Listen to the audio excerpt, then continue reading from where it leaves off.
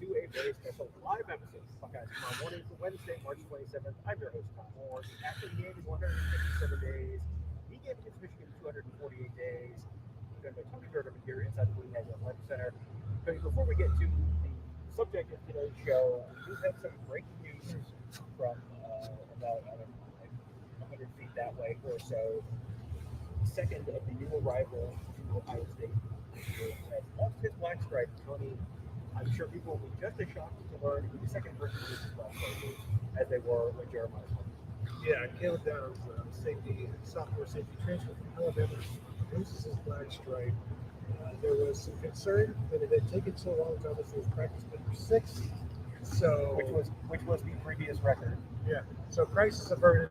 Turns out that he's okay. But yes, that happened today after practice, and I think the smart money would have been on him doing it first. Mm-hmm. The fact that Jeremiah Smith beat him, I think, is another significant sign. But yeah, Caleb Downs, never any concern about anything. Like, he's been fine. He's been doing what he's supposed to be doing, and so this was him being officially welcomed as a Buckeye. And yeah, I think this is the fact that he's second. The fact that it happened in the 6th practice feels like him being second says a lot more about Jeremiah Smith than it does about Caleb Downs. Because Caleb Downs, if you had said he lost his black strip after the 6th practice, it would be like, yes, right on schedule for someone who came in extremely ready to play. And yeah, so this is not a surprising development. He is not. I'm sure everyone's wondering, hey, Tom, of course you got the first person in the black stripe draft. What about Caleb Downs? We don't draft transfer guys. The only transfer guy who we did draft was Julian Sayin, but he's a true freshman. So that's the exception to that rule. Semantics. Rules. Technicalities. You know how we love our rules and regulations on this show, Tony. All right, so enough rules and regulations fun. Let's talk a little bit about the defensive line. Got a chance to talk to Larry Johnson a bunch about that. Talk to Keenan Bailey, the tight ends coach, as well. Let's start with the defensive line. One thing that he said right off the bat, Larry Johnson, the younger guys have to be ready to come in and play 20 to 30 reps a game. And the younger guys are repping with the ones to get ready.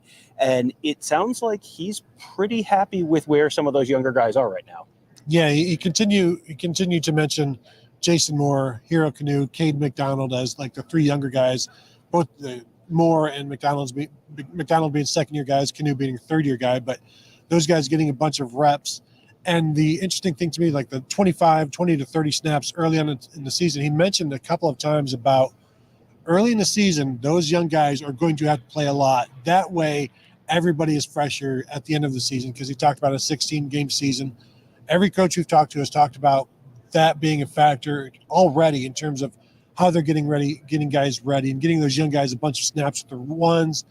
How much work do Ty Hamilton, Tyleek Williams, Jack Sawyer, and JT Tuimoloau need? None. They're getting a bunch of work as coaches this spring and getting those young guys, Will Smith included, Tywan Malone, not necessarily a young guy, but these inexperienced guys, getting them as many reps as possible, especially at defensive tackle, where they're less proven than they are on the outside.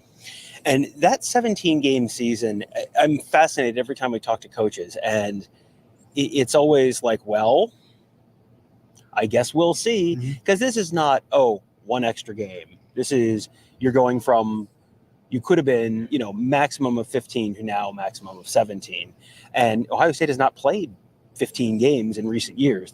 Last year they played 13 games, and now you could be playing 3 more, 4 more than that. That's a big jump. Larry Johnson was asked, what do you think about trying to get through a 17, potentially 16, 17 game schedule with a roster full of college kids? And he said, and this is not a direct quote, but it was basically, ask that question at the end of the season. Right now, we don't know. And that's a little scary. It's, I think they're taking the reasonable steps right now to prepare themselves, to prepare the players for what they're likely to face this fall. But this is, in an era where they talk all about limiting exposures and limiting contact and all that kind of stuff. And the NFL is changing its kickoff rule to make sure there's not, you have less risk of injury.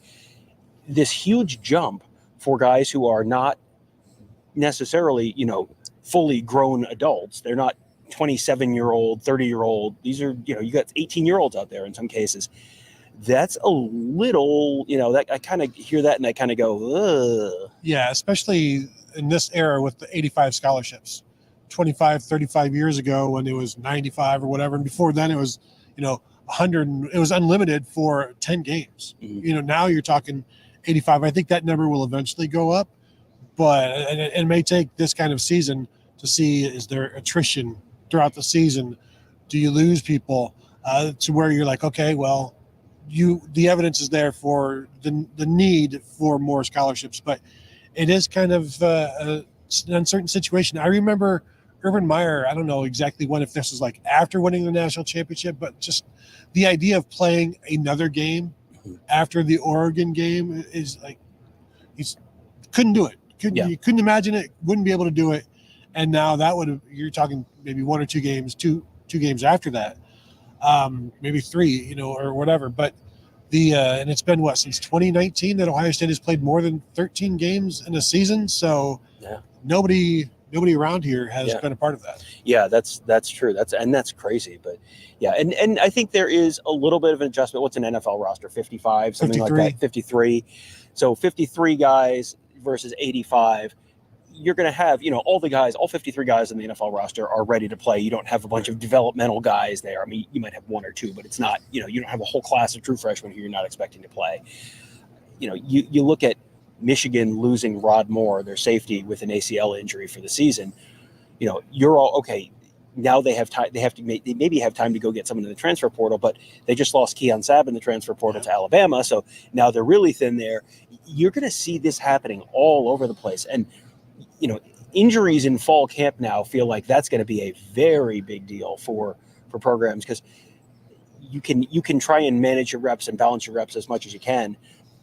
The reality of a 16-game season is it's not just, it's 3 more games or 4 more games. These are going to be the most intense games. Like, you are much more likely to have just, come in battered and bruised on the Sunday morning after a playoff game against Alabama or Texas or whoever than you are against Akron. Because number one, your starters probably played most of the game. JT Tuimoloau and Jack Sawyer were probably pretty darn tired and pretty darn beat up after that Notre Dame game after they played every snap last year. You're going to play, it's not just more reps, it's more high impact, very physical reps against the big, the strong, the fast guys on the other teams who are at that level as well. Yeah, and that's why it's so important to get these guys ready as quickly as possible. They don't need to be ready to play today, but the process to get them ready to play starts today and continues. And Larry Johnson talked about last year, there wasn't much rotation because the guys behind the starters weren't necessarily ready. We've talked on the show for years.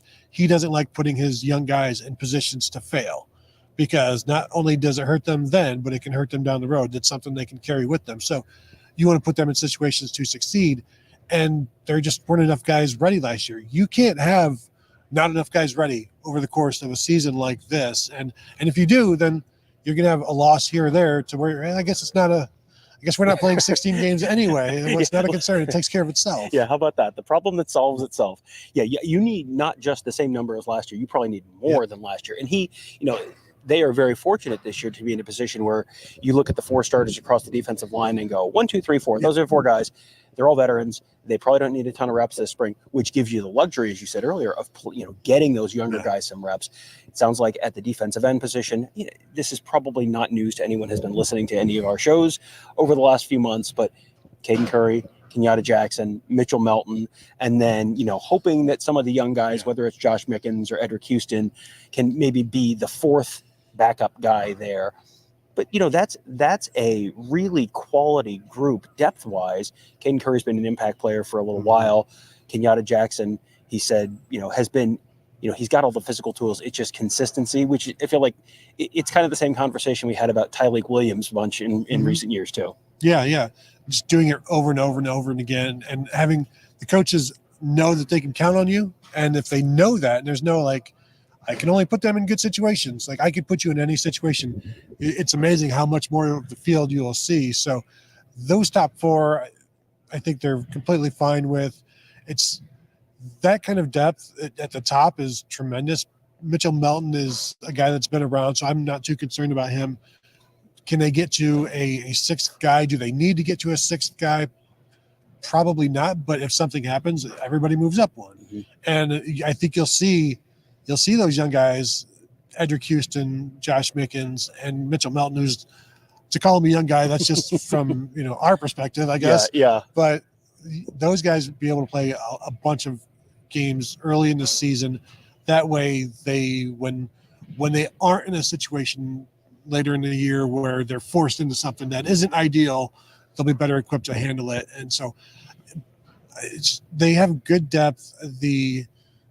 I'm not too concerned about defensive end, and the way he was talking, Larry Johnson talking about Jason Moore, Cade McDonald, and the way Jim Knowles talks about Hero Canoe, I don't have too much concerns there either, but I have more concerns on the interior than a defensive end right now. Yeah, that's probably fair, but I think if you're playing your second string defensive line, which is, what at this point, probably Curry, Jackson on the outside, Canoe, and you could go a couple different ways, I guess, on the inside. Yeah, and I guess it just depends. He said Cade McDonald is a nose tackle right now. So Hero Canoe has played nose tackle last year. So it doesn't come down to Jason Moore being, as he said, the ideal 3 technique in this system, 6'5", 295. And that's why I asked him, because Tyleek Williams, Ty Hamilton can play either spot. So who is that third guy that would come in if something happened? And he said the first name he mentioned was Cade McDonald. Yeah. Which, he would go to nose, and whoever would, if Tyleek or, Ty Hamilton would then go to 3-tech or whatever like that. So it's just interesting to get a little bit of a glimpse at the pecking order. But he continued to say good things about Jason Moore throughout. Yeah, that was one where that's a name I've been just waiting to hear for. I'm gonna do my Obi-Wan Kenobi. That's a name I haven't heard for a long time. It felt nerd. He came out of high school, and there was so much about him that was like, oh man, this guy is gonna be Chase Young. You heard, and where he's from helps a lot in that same high school, right? Yep. They're both from DeMatha, yeah. So they, obviously that's going to inspire all sorts of irresponsible comps in the Jaden Ballard / Devin Smith mold. But he's someone who I think the guys who watched him at camps and the guys who watched him in high school said, "Oh yeah, this is the real deal." And then last year just kind of banged up, and sometimes it just takes a year. And now now we're hearing the stuff I was thinking we might hear a little bit last fall. And it's practice 6 of the spring, so it's hard to say he's late. It's hard to say he's not on the schedule here. He's someone who I think, if he can get to the point where they're comfortable playing him in, like Larry said, 25, 30 snaps a game, boy, that provides a lot of depth. And if you've got the 2 extra guys you're comfortable with at end, or 3 extra guys you're comfortable with at end, the 3 guys you're comfortable with at tackle, and we haven't even talked about Tywan Malone yet. Yeah. There's enough depth there that your second team defensive line could probably play 50 snaps and you win 8 games, just even if the other team comes in knowing, the first team defensive line is almost a luxury in a lot of games. And you're going to need them for the other 6 or 7 or so. But the backup defensive line is, I think, the depth there. I feel like they probably are going to come out of spring feeling pretty good about.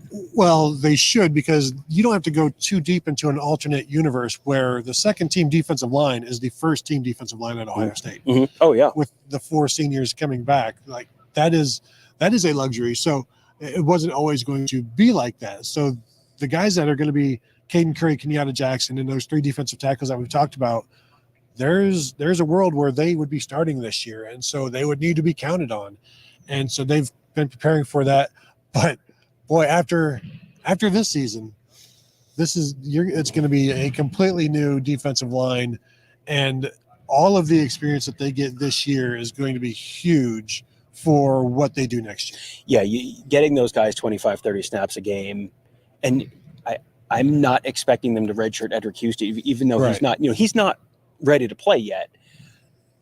But you go ahead, you're not getting 5 years out of Edric Houston. Like, I'm sorry to spoil the surprise, but you're not getting 5 years out of Edric Houston. So you play him this year, get him as many reps as you can.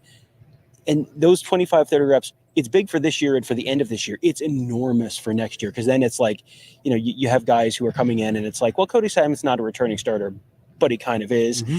You've got all these guys who have all these banked reps, and then it's not, okay, well, what is this guy going to look like on the field against Michigan? Well, you've already seen him for 25, 30 snaps. So that's big. Taiwan Malone, I feel like Larry, maybe, the old Ryan Day listens to the podcast thing. I was like listening to Larry talk about Taiwan Malone. I'm like, hey, listen, he sounds like us talking about this, talking about the incredible impact that being a baseball player had on his football development, and not in a good way. Just always splitting time in high school, always splitting time when he was at Ole Miss. And, this is really like, now he's been a football player full time for like about 1 year now. And, that comes with some developmental delays, but also now that he's doing this full time, like, boy, he's catching up. Yeah, baseball is such a terrible thing. I wonder how good Deion Sanders or Michael Jordan would have been without baseball in their lives. They could have been so much better. And I think the same thing with Taiwan Malone. I'm willing to entertain one of those. Bo Jackson. But the baseball talk continues to come up. It's like, this is his first spring without baseball. This is last year was his first full year without it. So you're just overcoming that. And it's at some point, this is his fourth year, redshirt junior. Is this the year, or is this just a slower process where like Nader Abdallah way back when 20 years ago now, it took till like his fifth year, but then he was really good as a fifth year senior. Maybe that's what it is for Taiwan Malone. But when you're already talking about three guys who are younger than him, it's not a great sign for him. But Larry did say you're seeing it now. It's picking up. It has picked up that he's finally thrown off the shackles of baseball and embraced the freedom of football. And he is, I think he's someone who I'm not expecting him to be necessarily starting. Maybe he's in that 20, 30 snaps a game kind of group this year, but he certainly is next year. And, there's a very obvious why. When a guy comes in and is not an immediate impact guy, especially as a transfer, sometimes there's it's not going to work. And sometimes it's Lorenzo Styles. By the way, he hasn't played corner at all in college. So yeah, there's an obvious answer why. Taiwan Malone, there's an obvious answer why. Hero Kanu, not a transfer, but coming in, there's an obvious answer why, in terms of why he's been here a couple of years and hasn't really played a lot. And now the lights kind of coming on, and it's sort of the same thing. Does not have the football background that Taiwan Malone does.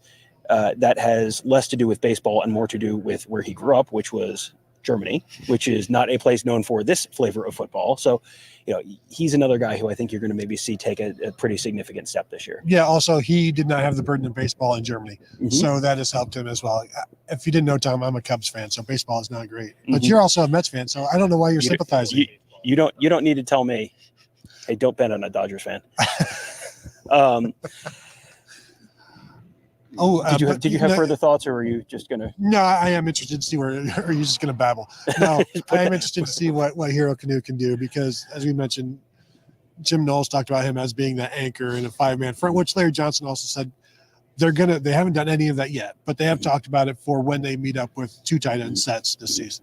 And talked about the rushmen package as well. Thought that was interesting because he talked about the fact that they brought in the rushmen package in 2017, and that was just a function of, well, we've got Nick Bosa and guys like that on the field, and we don't want to take them off, but we don't want to take the other guys off either. And so you had, what was that defensive line? That was Tyquan Lewis and Nick Bosa and Jalen Holmes and Sam Hubbard. Yeah. So which of those guys do you want to take off the field? The answer is E, none of the above. And so the answer was the Rushman package. And they have used that sort of intermittently over the years. And last year you saw JT Tuimoloau, Jack Sawyer in the middle, and that quite a bit. He was asked, is that you want the veteran guys in the middle? He said, honestly, it's more of a matchup thing. Like they look and they're like, we can get that guard. Right. And that's where you put, that's where they're using that. It sounds like I would expect, based on his answer, I think you're probably going to see more of that this year than you have maybe last year. I think so, because that also gets Caden Curry and Kenyatta Jackson on the field more. I think it's just a situational thing, like you said, matchup situations.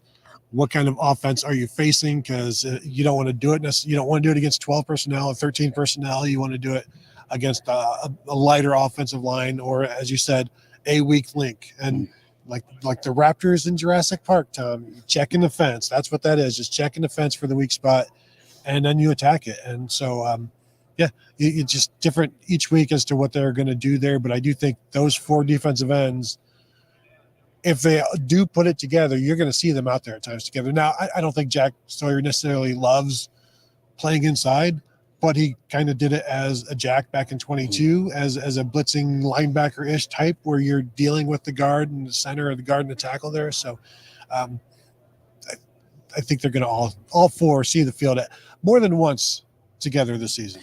Now, I was just with Larry Johnson the whole time. Were you over with Keenan Bailey? A little bit, yeah, a little bit. Anything interesting from Keenan Bailey? On Will Kazmarek, just continuing to transition from Ohio, where it's a lot of it is, okay, what is this play? Like the terminology, the language that's coming along. Then it's, just that process takes a little bit of time. And so he's fine. Physicality is there. G. Scott, of course, leader in the room. Keenan was asked, what went wrong with Jelani Thurman? What roadblock did he hit? Because he lost his black stripe so early. He's like, well, there's no roadblock. It's just these things take a while. And so that's progressing, but no, nothing earth shattering. G. Scott, like I said, doing well. Bennett Christian wasn't able to play in the games last year, but he did everything they asked practice wise. He was always at practice and, doing what everybody else was doing. So he stayed engaged, and they'd love for him to be a significant part of the offense. But he said, that's what you want from everybody. Like if they're here, you'd like them to play, and they've got some decent depth, and they'll be adding 2 more this summer from the freshmen. Yep.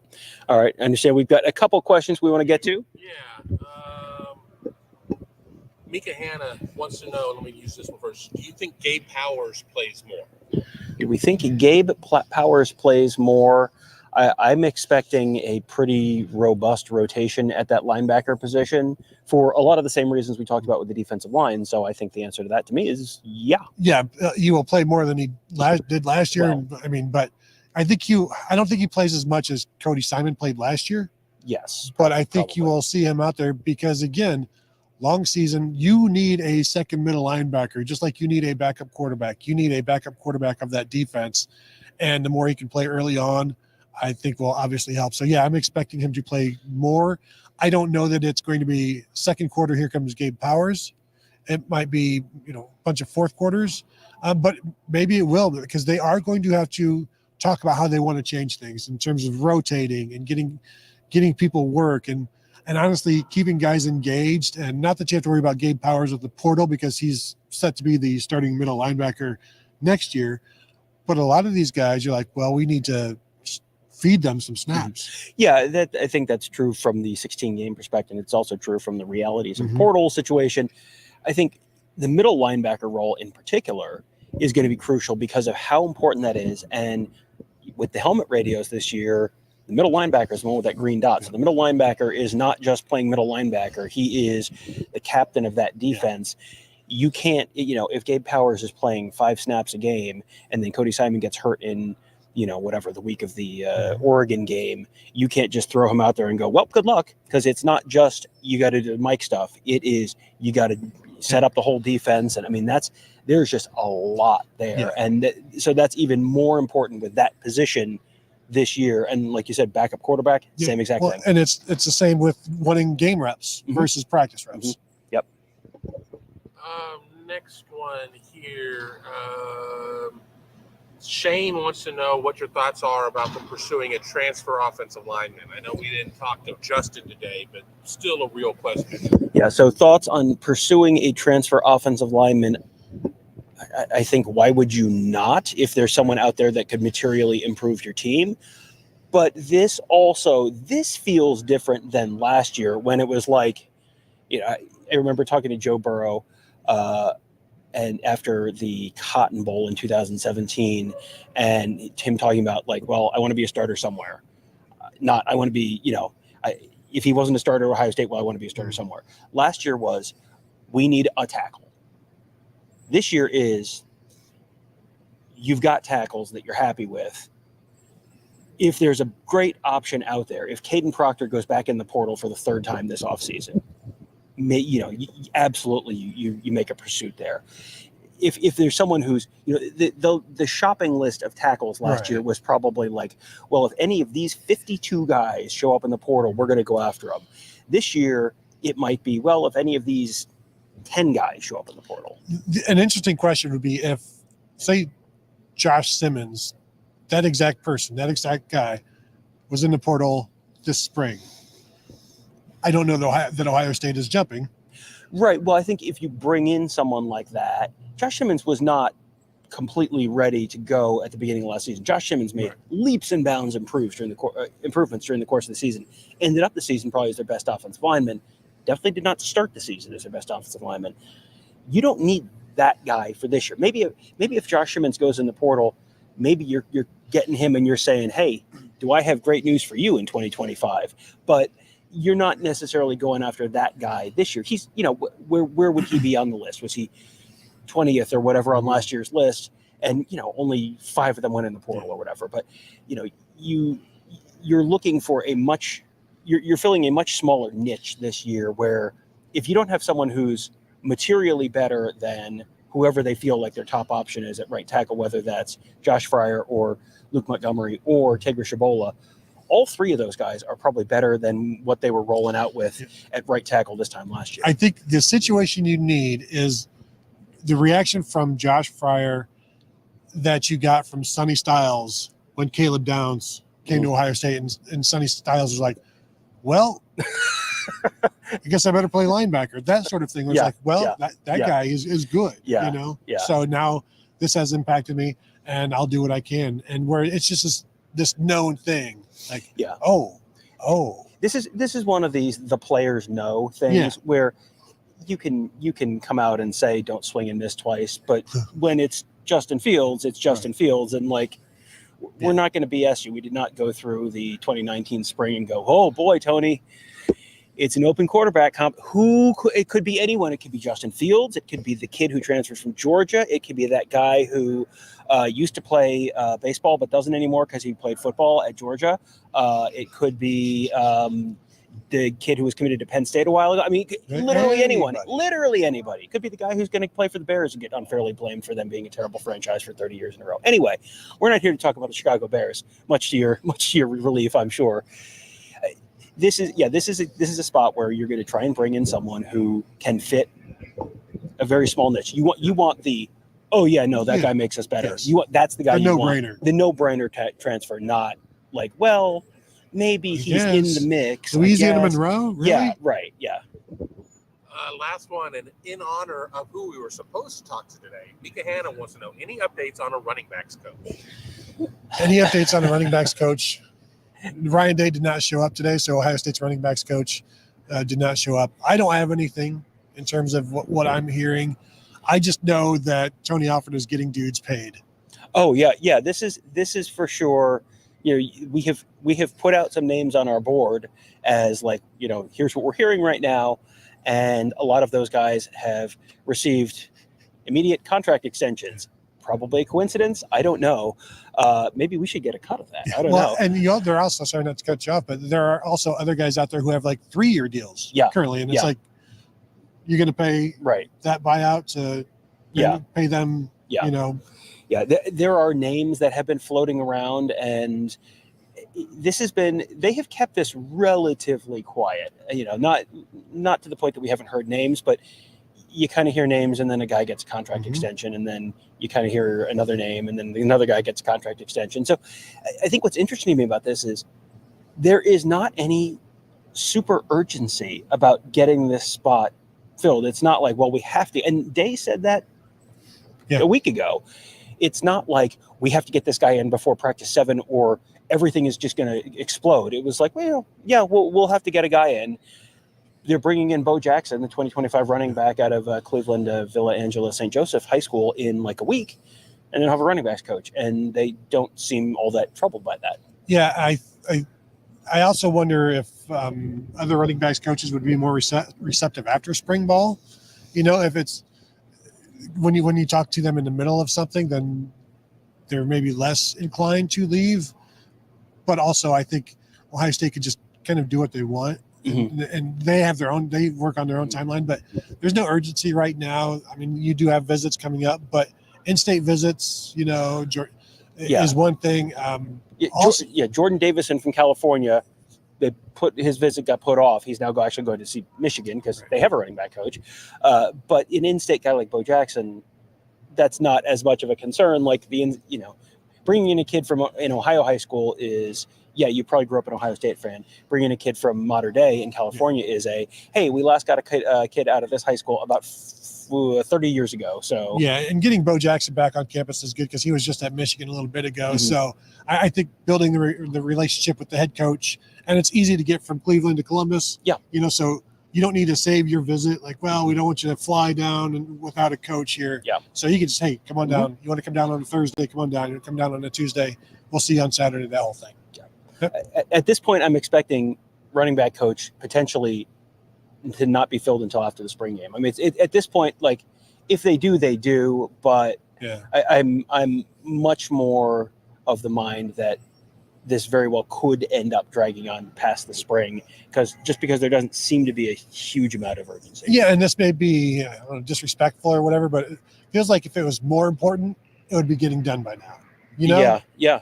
Well, and there's a whole separate conversation about the role of the running backs coach. And traditionally on college football staffs, a lot of time the running backs coach was the recruiter because running back is not as technical a position as real technique-based position like quarterback or offensive line or defensive line or corner or something like that. It's a lot more kind of athleticism and innate athleticism, which is why you can have guys. It's why it's a position where you have seen a bunch of true freshmen just step right on the field at Ohio State day one in a way that you haven't at quarterback or offensive line or whatever. Last one I have, barring a super chat, Steve Buckholz. Where does James Peoples fit in at running back, other than way down the pecking order? Hey, Steve.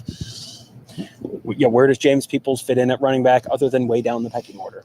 Right now he is running fourth, but again, we're going to say this. This is going to be we're all going to be sick of saying it, sick of hearing it. Tom, long season. You're going to need to get everybody out there. Redshirting he could redshirt and still play in 7 games this year, more. 8. Yeah, like 8, you could play half the season. Theoretically, you could play 9 because I think the conference championship game doesn't count. No, either. it's every postseason game. Yeah. None of the postseason games count against a redshirt. Yeah. So you could play like 4 of the first 7 games or whatever, early in the season, the 4 worst opponents in those first early games, the first half season or whatever. And then you got to get into the groove with everybody else. But then you could get back into that if you need to. So you're going to see him, and it's going to be up to him to get on the field. And with Quinshon Judkins and Trevion Henderson and Dallin Hayden, it's going to be difficult for the fourth guy to get too much. But there are going to be a bunch of fourth quarters. There are going to be a bunch of fourth quarters, and also the fact that there are 5 scholarship running backs who are healthy after practice 6 in the spring does not mean that there are going to be 5 scholarship running backs on that roster and healthy by the time the Akron game kicks off. So we have seen guys get hurt. We have seen guys transfer. These things happen in modern college football. And I think if you're looking at Sam Williams-Dixon and James Peoples, I would think you might want to look at trying to redshirt both of them because, as you said, you can redshirt them but also play them potentially the whole postseason if you need to. But also be strategic about it. And maybe they both play in the Akron game because they can both get 5-6 carries in that game. The Rutgers game, maybe one of them. They play Rutgers this year, right? Sorry, I'm just going off of traditional Big Ten scheduling, and all of a sudden, some of the answers have changed on the test. Honestly, you could treat them as one guy and play them every game. Well, you could do that, or you could just say, hey, it's the whoever, whichever team, and you're going to play. We're probably going to have 5 carries in the fourth quarter, and so this is going to be a James Peoples game. And if we're 2 weeks later, if there's 5 carries in the fourth quarter, that's going to be a Sam Williams-Dixon game, and balance it out. You don't want to do like they burned Kyle McCord's red shirt in 2021 for one game where he threw like 3 passes or something. Like don't do that. You can be responsible with it, but I think there's a lot of ways they could manage it and still have those guys both maintaining that red shirt, but also being ready for the postseason. Yeah, they basically just share custody of the red shirt James Peoples gets it Monday, Wednesday, Friday. You know, Sam Williams-Dixon. So, one super chat. One super chat from Jordan Kapler. I'm only super chatting in hopes that delays Tom from getting to any important obligations. It's the only kind of obligations I have, the important ones. Joke's on you. I actually have some free time today. It's wild. Raining outside, no softball practice. It's going to be crazy. It's going to be crazy. I have nothing to add. I have a basketball game to go to tonight. Yes, so, NIT. Yeah. Buckeyes and Georgia playing 7 o'clock tonight at the Shot. We'll be there. You can. I'm going to guess tickets are still available. I'm going to go out on a limb and guess that. But we will see you there. We'll also be back here on Thursday talking to a whole bunch more Buckeyes after practice number 7 of the spring. Lots of stuff to talk about. Very interesting spring here at Ohio State. Very different spring in some ways, but a lot of very intriguing storylines at a bunch of different positions. So that will do it for today. Hope you guys can join us at BuckeyeHuddle.com. That's where Tony, Kevin, and I cover the team. Mark covers recruiting. Got our whole team of X's and O's gurus making you a smarter football fan. All at BuckeyeHuddle.com. If you've not hit the thumbs up button on this video already, please do so. That will help other folks find these shows as well. If you could super chat us next time and remind me to do that, to say that earlier than 10 seconds before the end of the show, we would appreciate that as well. Thank you guys all for joining us. Have a great day.